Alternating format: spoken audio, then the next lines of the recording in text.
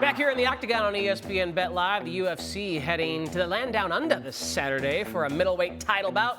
Israel Adesanya trying to get his belt back after losing it in September to Sean Strickland. He's a very small favorite over Dricus du Plessis.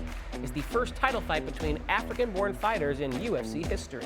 All right, here we go. Big fights require big bankrolls and big guests. So we say hello to Ian Parker, who's going to help us break down the main and the co-main, and then we'll bring him back on Friday for the rest of the card. Ian, let's get to work. Dricus du Plessis versus Israel Adesanya for the middleweight championship of the world. Massive disparity in championship experience between these two fighters. Du Plessis has one title fight under his belt. Adesanya has 11 straight. Is he currently your minus 115 favorite? Are we back in the last style bender here? I think we have to. I think this is the last opportunity for him that he's fighting for a title if he were to not win. You know, du Plessis does have that style that is shown against Izzy. It's a problem. Strickland did it where it's pressure. It's not to be afraid. It's to move in. And du Plessis also has a very underrated ground game that could cause problems here.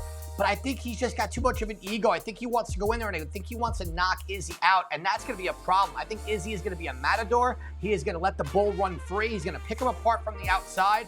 And that over that time, the power will consistently land. He's as big as he's ever been. He looks like he's in the best shape of his career. He's fighting at home. The storyline, Joe, I know you're all about that. That plays in Izzy's favor. Du Plessis is not afraid of any of that. But as of right now, I have to go with Izzy, especially at that number. I don't even know the last time we got a number like that for Israel Adesanya. Yeah, that's what jumps out. He opens minus 175. He's bet down to minus 115. It's almost begging you to take him. Challenge accepted. Co-main event, the flyweight division, Steve Erceg opens as a minus 210 favorite over Kai Kara-France in the wake of Erceg's impressive performance, albeit a loss against Alexandra Pantoja back in May. That price has been bet down to minus 160 against a fighter in Kara-France who we haven't seen in 14 months and is off back-to-back losses. What's the best way to attack this one? Well, it's amazing. You have two guys who look like they would work at a local Best Buy, but who could absolutely win a title on any given day.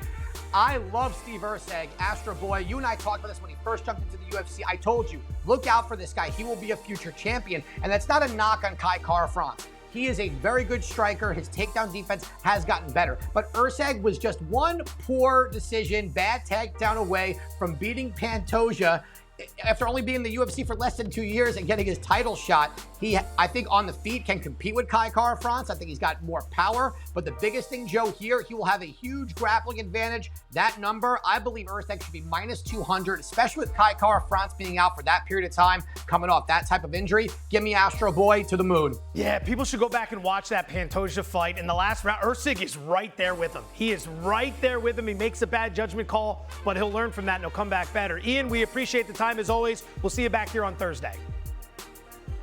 Sounds good, my man.